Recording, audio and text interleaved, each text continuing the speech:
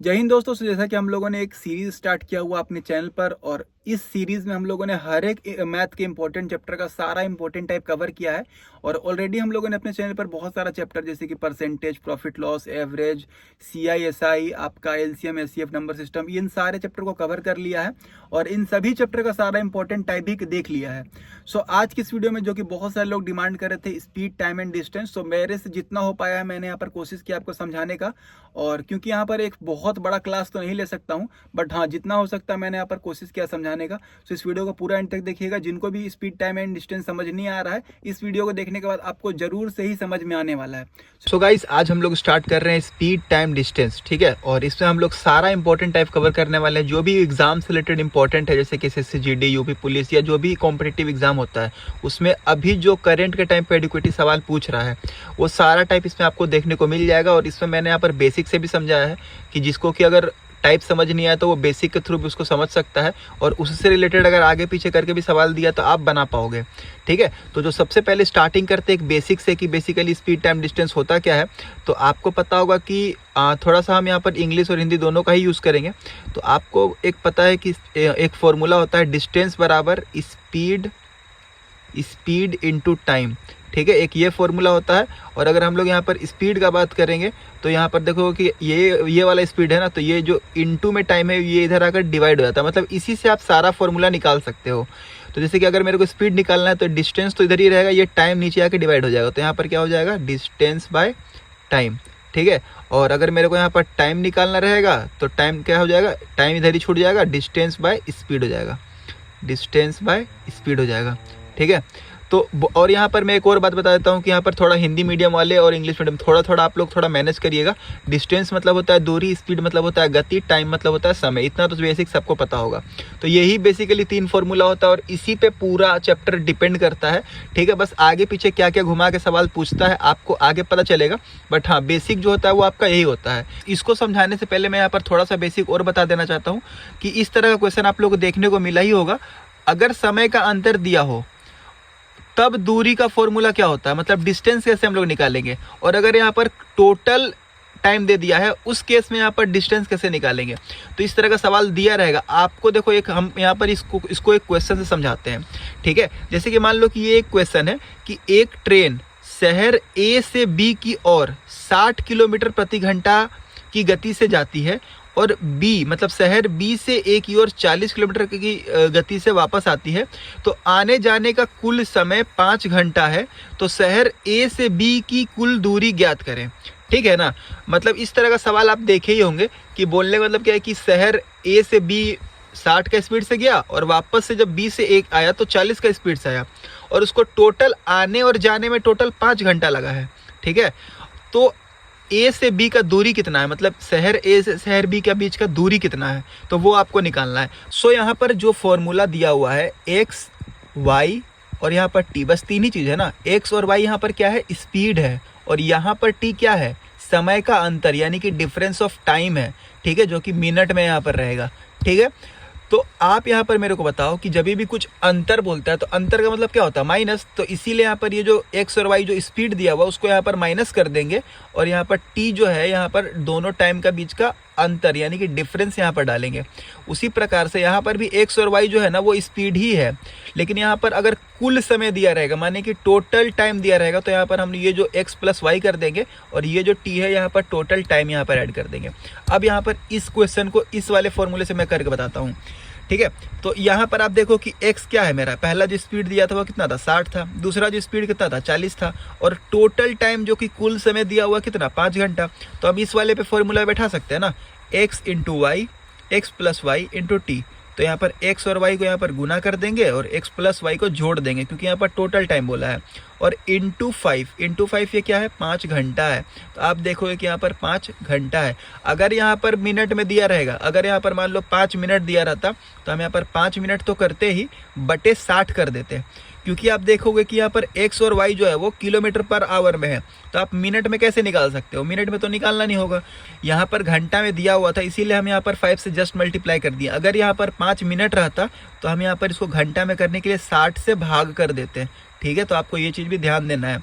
तो यहाँ पर आप देख लो, इसको अगर आप कैलकुलेट करोगे तो आपका 120 निकल के आ जाएगा, जो कि होगा किलोमीटर में, ठीक है, क्योंकि यहाँ पर भी किलोमीटर था और यहाँ पर भी घंटा था, तो यहाँ से क्या निकल के आ गया 120 किलोमीटर। इसका मतलब क्या है कि शहर ए से बी का बीच का दूरी जो है वो 120 है। और यहाँ पर अब जो एक फॉर्मूला है ना कि समय का अंतर दिया रहता है, तो अब वो समय का अंतर निकालने के लिए यहाँ पर एक हम और फॉर्मूला बताना चाहते हैं। जैसे कि एक और आप यहाँ पर इस तरह क्वेश्चंस देखे होंगे ना कि एक व्यक्ति अपने समान चाल से ऑफिस जाता है इतना का रफ्तार से, तो वह 30 मिनट देरी से पहुँचता है, लेकिन अगर वो अपना रफ्तार बढ़ाता है तो वह 30 मिनट पहले पहुंच जाता है। मतलब ये पहले बाद पहले इस तरह क्वेश्चन होता है ना, तो इसको आप कैसे समझोगे? अगर क्वेश्चन में तो दिया है कि पहले पहले, ठीक है, तो आपको यहाँ पर माइनस करना है। अगर दिया है देरी देरी, तो भी आपको माइनस करना है। अगर आपको अर्ली लेट, मतलब कि पहले देरी या देरी पहले, मतलब देखो अगर अपोजिट रहेगा तो आपको प्लस करना है, अगर सेम रहेगा तो माइनस करना है, ठीक है। आप इसको समझोगे कैसे? मान लो कि एक घड़ी है, ठीक है, मान लो एक घड़ी है, तो यहाँ पर क्या बोला था, मान लो कि इसको यहाँ पर ना 9 बजे पहुँचना था, ये 9 बजे बज गया, ठीक है, मान लो इसको 9 बजे पहुँचना था, बट जब वो अपना स्पीड पे गया ना तो 30 मिनट लेट पहुँचा, मतलब कि वो 9:30 बजे पहुँचा, ठीक, पहुँचना था 9 बजे बट पहुँचा कितना बजे? 9:30 बजे पहुँचा। और जब वो अपना रफ्तार बढ़ा दिया तो वो 30 मिनट पहले ही पहुंच गया। यहाँ पर देखो, यहाँ लिखा क्या हुआ, 30 मिनट पहले ही पहुंच गया। इसका मतलब पहुंचना था उसको तो 9 बजे, लेकिन वो 30 मिनट पहले पहुंच गया, मतलब 8:30 बजे पहुंच गया। तो आप देखो कि एक बार जब वो अपना क्या बोलते हैं सेम स्पीड पे जा रहा था तो 9:30 बजे पहुंच रहा था, और एक बार जब वो अपना स्पीड बढ़ा दिया तो अब वो आधा घंटा पहले यानी कि 8:30 बजे पहुंच जा रहा है। तो इन दोनों का बीच का अंतर ना हम लोग लेंगे, इन दोनों का बीच का अंतर कितना हो गया? 1 घंटा हो गया। तो यही होता है समय का अंतर, जो कि हम यहाँ पर आपको बताए थे ना कि समय का अगर अंतर दिया होगा तो आप यहाँ पर देखो कि जब वो अपना नॉर्मल स्पीड से जा रहा था तो 9:30 बजे पहुँच रहा था, आधा घंटा लेट, जबकि उसको पहुँचना था 9 बजे ही, लेकिन जब वो अपना स्पीड बढ़ा दिया तो 8:30 बजे ही पहुँच गया। तो आप देखो कि टोटल 1 घंटा का यहाँ पर समय का अंतर हो गया। और यहाँ पर ऐड भी क्यों कर रहे हैं हम, यहाँ पर आपको पता चल गया हो कि अगर पहले देरी दिया है या देरी पहले दिया तो ऐड क्यों करते हैं, इसी रीज़न से ऐड करते हैं, ठीक है।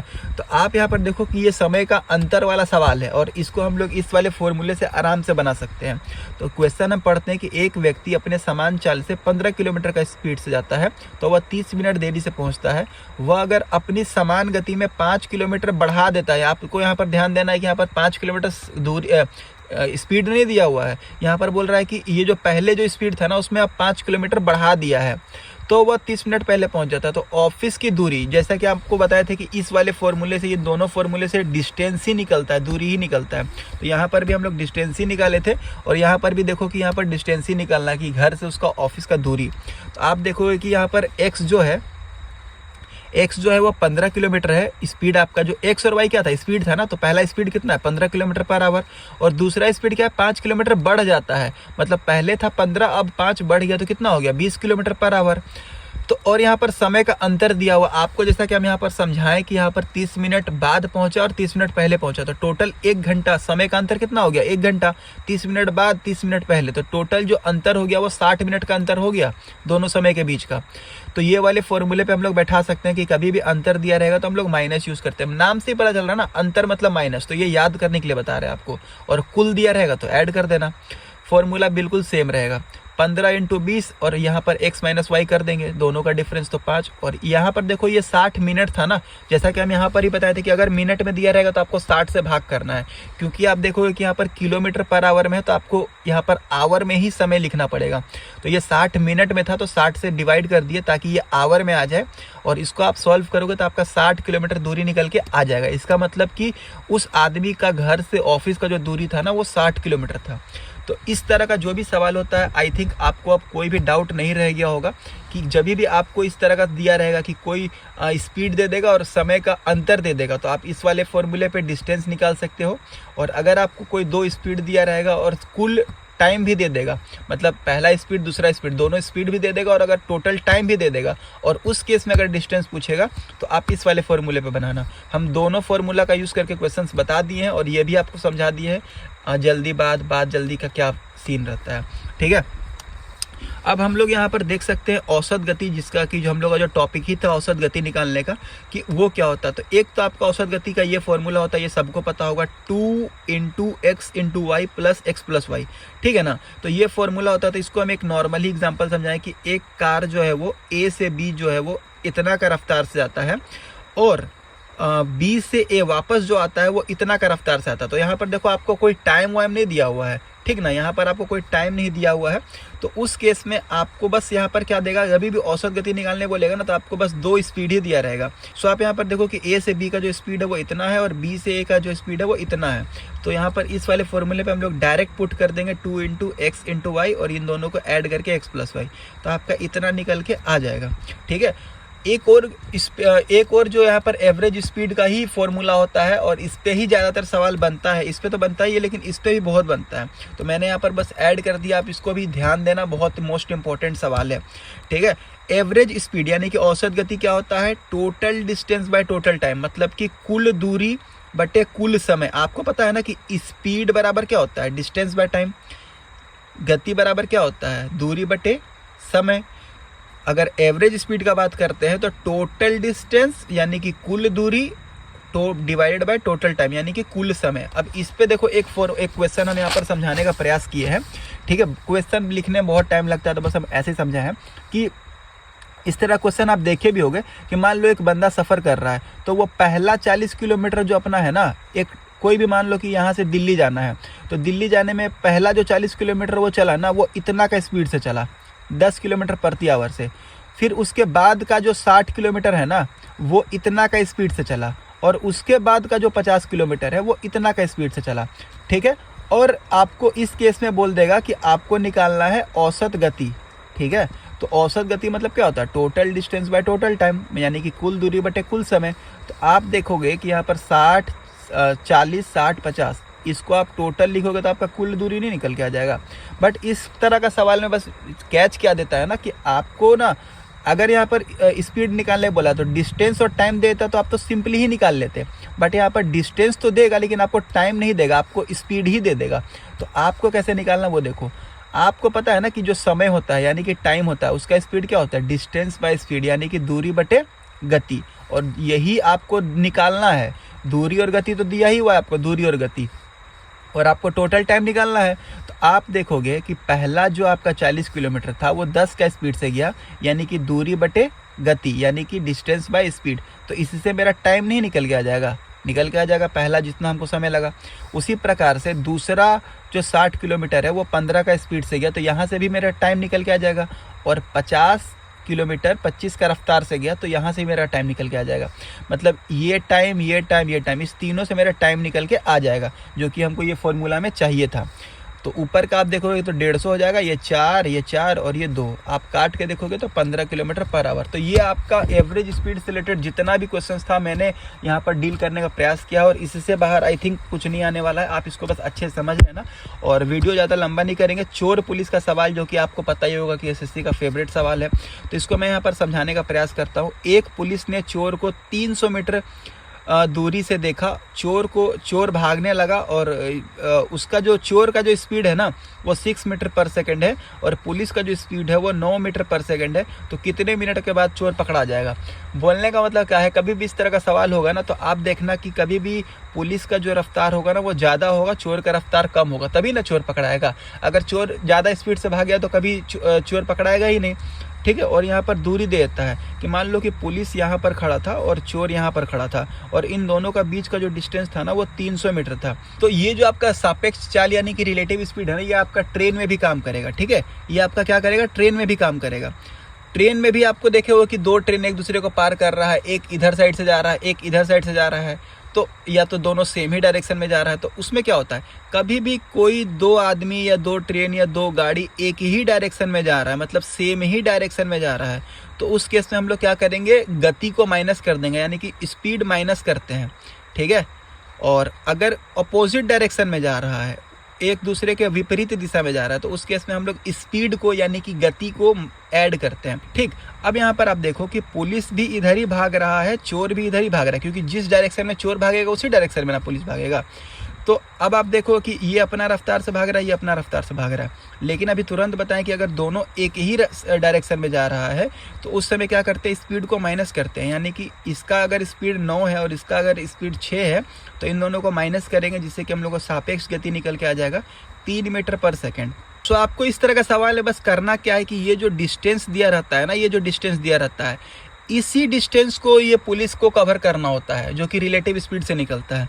तो आप देखोगे कि यहाँ पर 300 मीटर का जो डिस्टेंस था ना इन दोनों के बीच का, वो तय करेगा ये 3 का स्पीड से, जो कि यहाँ पर रिलेटिव स्पीड निकल के आया था। बस यही इसको कवर करना होता है। तो ये काटोगे तो आपका समय निकल के आ जाएगा 100 सेकेंड। यहाँ पर ये जो 100 सेकेंड निकल के आ गया, तो इसको यहाँ पर मिनट में बोला था ना, तो 100 सेकेंड को मिनट में करने के लिए 60 से डिवाइड कर दिए, तो इतना मिनट निकल के आ गया। तो इस तरह का सवाल है, बस आपको यही ध्यान देना है कि क्योंकि पुलिस को ये रफ्तार से तो भागना ही पड़ेगा जो रफ्तार से चोर भाग रहा है, बट उसको थोड़ा और रफ्तार एक्स्ट्रा बढ़ाना पड़ेगा, ताकि पहले से जो 300 मीटर का जो दूरी था ना वो कवर कर सके। और जब वो 300 मीटर का दूरी कवर हो जाएगा तो ऑटोमेटिक चोर पकड़ा जाएगा। ठीक है, तो इस तरह का सवाल आपको बस ऐसे ही बनाना है। एक जो आपका सवाल है, जो आपका ट्रेन रुक रुक के या जो बस रुक रुक के चलता है उस पे है आपका। ठीक है, इस तरह का सवाल देखो कैसा रहता है। एक रेलगाड़ी बिना रुके इतना का स्पीड से चलती है, और रुकने के जब वो रुकती है तो रुक रुक के वो 56 का स्पीड से चलती है। तो रेलगाड़ी का औसतन प्रति घंटा कितने मिनट रुकती है। ठीक है ना, यहाँ पर बोलने का मतलब क्या है कि अगर ट्रेन जो है बिना रुके, मान लो एक स्टेशन से दूसरे स्टेशन जाना, एकदम बिना कोई छोटा मोटा स्टेशन पे रुके एकदम जाता है ना, तो इतना का स्पीड से जाता है। अब आप बताओ कि ये स्पीड का मतलब क्या होता है, कि पर आवर का मतलब क्या होता है कि 1 घंटा में वो 70 किलोमीटर का दूरी तय कर रहा है। इसका मतलब तो ये हुआ ना कि 1 घंटा में वो 70 किलोमीटर का दूरी। आप यहाँ पर देखो कि अगर ट्रेन नहीं रुकता है तो वो 1 घंटा में 70 किलोमीटर का दूरी तय करता है बिना रुके। और अगर वो रुकता है, ट्रेन पे छोटा मोटा स्टेशन पे रुकता है, तो वो रुक रुक के वो 56 किलोमीटर ही दूरी तय कर पा रहा है 1 घंटा में। ठीक है ना, तो इस तरह क्वेश्चन में आपको जो यहाँ पर टाइम पूछता है ना कि वो कितना रुका हुआ है, तो इसमें क्या होता है कि हम लोग ऊपर में लिखते हैं दूरी का अंतर, बट्टे में लिखते हैं बिना रुके दूरी, यानी कि ऊपर में क्या लिखते हैं distance of time, difference of time, और नीचे में क्या लिखते हैं विथआउट स्टॉपेज, कि वो कितना दूरी तय कर रहा है डिस्टेंस, इनटू 60 मिनट। 60 मिनट क्यों कर रहे हैं, क्योंकि यहाँ पर मिनट में निकालने बोलता है। ठीक है ना, क्वेश्चन में मिनट में निकालने बोलता है। तो आप देखोगे कि दूरी का अंतर क्या है, पहले ये 1 घंटा में 70 किलोमीटर चल रहा था बिना रुके, लेकिन रुक रुक के 56 चल रहा है। तो इन दोनों का अंतर क्या हो जाएगा, ये हो जाएगा 70 - 56। और बिना रुके दूरी, बिना रुके कितना दूरी तय कर रहा था 70, तो यहाँ पर 70 हो जाएगा। और 60 से तो गुना करना ही है, क्योंकि 60 मिनट है। तो आप देखोगे तो 14 × 25 = 70, और 5 से 100 काटोगे तो 12 मिनट। तो इस तरह का सवाल आपको इसी प्रकार से बनाना है। एक यहाँ पर बोट एंड स्ट्रीम का मैंने यहाँ पर सवाल लिया हुआ है, और इस तरह का सवाल मैं आपको बस देखो, पहले मैं बेसिक बता देता हूँ। एक होता है आपका एक्स और एक होता है आपका वाई। एक्स जो होता है वो नाव की गति होता है, यानी कि स्पीड ऑफ बोट होता है। और वाई जो होता है वो धारा की गति होता है, यानी कि स्पीड ऑफ स्ट्रीम होता है। एक होता है आपका डाउन स्ट्रीम, एक होता है अप स्ट्रीम। डाउन स्ट्रीम मतलब होता है धारा के साथ चलना, और अप स्ट्रीम मतलब होता है धारा के विरुद्ध चलना। मान के चलो कि जो आपका वाटर का जो फ्लो है, यानी कि धारा की गति है, वो इधर है, और आपका जो नाव है वो इधर जा रहा है। ठीक है, तो एक दूसरे का अपोजिट हो गया ना। तो अपोजिट जब होगा तो अप स्ट्रीम होगा। और जब भी अपोजिट, मान लीजिए कि नदी का जो बहाव है वो ऐसे है और आपका नाव ऐसे जा रहा है, तो आपका स्पीड कम ही हो जाएगा ना। आप अगर धारा के अपोजिट में जाओगे तो आपका स्पीड बहुत स्लो हो जाएगा। तो इसीलिए यहाँ पर क्या करते हैं ना, हम लोग x - y करते हैं, यानी कि बोट का स्पीड और स्पीड ऑफ स्ट्रीम, इन दोनों को माइनस करते हैं। लेकिन अगर मान चलो कि धारा, आप नदी में कभी भी तैरते होगे, तो अगर मान लो कि धारा जो है आपका इधर ही जा रहा है, नदी का जो बहाव है वो इसी डायरेक्शन में है, और आप भी अगर इसी डायरेक्शन में बहोगे ना, तो आप देखोगे कि नदी के बहाव के साथ ऑटोमेटिक आप बढ़ते चले जाओगे, यानी कि स्पीड आपका बढ़ जाएगा। तो बढ़ने के लिए यहाँ पर क्या करेंगे, x + y करेंगे। तो बस आपको यही चीज़ ध्यान देना है कि जो डाउन स्ट्रीम होता है, यानी कि धारा के साथ का गति, वो होता है x + y, यानी कि इन दोनों को जोड़ते हैं। और धारा के विरुद्ध अगर जा रहे हो, यानी कि अप स्ट्रीम में जा रहे हो, तो आपको यहाँ पर x - y करना है। ठीक है, तो आप रेशियो अगर निकालना चाहोगे डाउन स्ट्रीम और अप स्ट्रीम का, तो आप ऐसे कर सकते हो x + y / x - y। और उसी प्रकार से अगर आपको x और y, यानी कि नाव की गति और धारा की गति का रेशियो निकालना है, तो आप ऐसे कर सकते हो down stream + up stream / down stream - up stream. क्योंकि यहाँ पर /2 होता है, तो ये 2 2 2 कट जाता है, तो आप x/y का डायरेक्ट रेशियो निकाल सकते हो। ये तो हुआ आपका बेसिक। अब ये जो क्वेश्चन है, इसको देखो कैसे डील करते हैं। एक नाव धारा के साथ 30 किलोमीटर तक जाने तथा 9 किलोमीटर धारा के विरुद्ध जाने में उसे 5 घंटे का समय लगता है। यदि शांत जल में नाव की चाल धारा की चाल से 50% अधिक हो तो धारा की चाल किलोमीटर पर आवर में क्या है। इंग्लिश वाले आप यहाँ पर पढ़ लेना। अब आप मेरे को एक बात बताओ, यहाँ पर 50% का मतलब क्या होता है, 1/2, और यहाँ पर अधिक बोला है ना, अधिक बोला है तो यानी कि प्लस। तो आप मेरे को एक बात बताओ, यदि शांत जल में नाव की चाल मतलब speed of boat speed of stream से 50% अधिक है तो x मतलब क्या होता था, नाव की चाल, y क्या होता था, धारा की चाल। तो आप बताओ कि अगर धारा का चाल अगर हम लोग 2t मान लिए हैं, नाव की चाल क्या हो जाएगा, 2 + 1 मतलब 50% एक्स्ट्रा था ना, तो 2 तो पहले से ही था लेकिन 1 एक्स्ट्रा था मतलब 50% एक्स्ट्रा था, तो यानी कि 2 + 1 3। तो यहाँ पर देखोगे कि जो नाव का चाल है यानी कि स्पीड ऑफ बोट है वो 3t हो गया, और जो स्पीड ऑफ स्ट्रीम है यानी कि धारा की चाल है वो आपका 2t हो गया।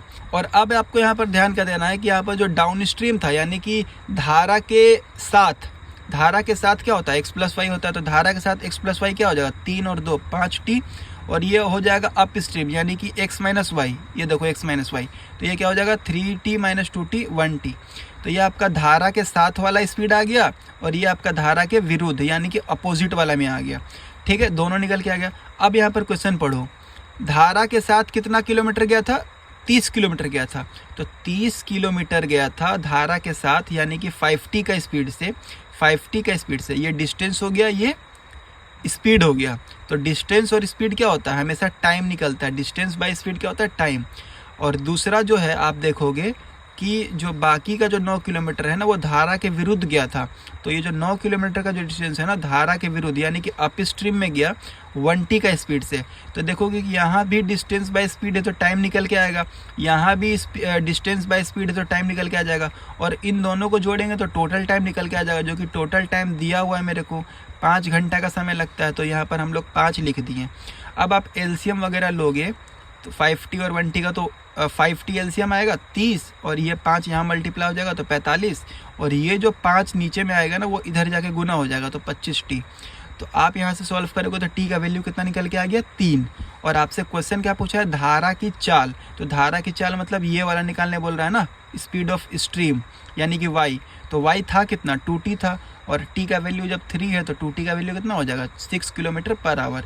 तो ये था बेसिकली बेसिक, आपका कुछ भी आपको बोलेगा तो आप निकाल सकते हो। फाइनली अब एक मैंने यहाँ पर ट्रेन का एग्जांपल लिया है, और ट्रेन का जैसा कि मैंने आपको बताया भी कि अगर ट्रेन दोनों सेम ही डायरेक्शन में जा रहा है उस केस में जो स्पीड यानी कि जो चाल है ना उसमें हम लोग माइनस करते हैं, और अगर जो ट्रेन एक दूसरे के अपोजिट विपरीत दिशा में जा रहा है तो उस केस में हम लोग स्पीड क्या करते हैं, ऐड करते हैं। बस आपको ये चीज़ ध्यान देना है।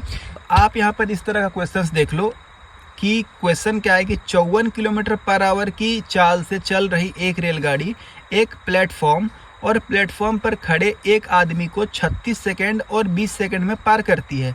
जो ट्रेन है ना वो प्लेटफॉर्म को पार करने में 36 सेकंड लगा रहा है। तो आप यहाँ पर देखोगे कि जब भी प्लेटफॉर्म का बात होता है ना, और एक और बात की जब भी प्लेटफॉर्म ट्रेन वगैरह का बात हो ना, तो ट्रेन का कभी भी कोई भी एग्जांपल होगा तो ट्रेन में हमेशा डिस्टेंस ऐड होता है। मतलब ट्रेन में कभी स्पीड में तो माइनस प्लस होता भी है, डिस्टेंस में हमेशा कुछ ना कुछ जुड़ेगा ही जुड़ेगा। तो जैसे कि जब भी वो मान लो कि कोई आदमी था या कोई पेड़ था तो उसको पार करने में जो समय लगता है ना, तो उस केस में जो डिस्टेंस लेते हैं ना हम लोग, मतलब दूरी जो लेते हैं ना, वो ट्रेन का ही लंबाई ले लेते हैं। लेकिन आप यहाँ पर देखोगे कि यहाँ पर ट्रेन तो है ही और प्लेटफॉर्म भी है, तो प्लेटफॉर्म का भी अपना कुछ लंबाई होगा। तो इस बार क्या होगा कि प्लेटफॉर्म का दूरी तो तय करना ही है, उसको क्रॉस करना ही है, अपना खुद का भी जो ट्रेन का जो दूरी होता है वो कवर करना है। तो इस केस में ना प्लेटफॉर्म और ट्रेन दोनों का ही डिस्टेंस हम लोग ऐड कर देंगे।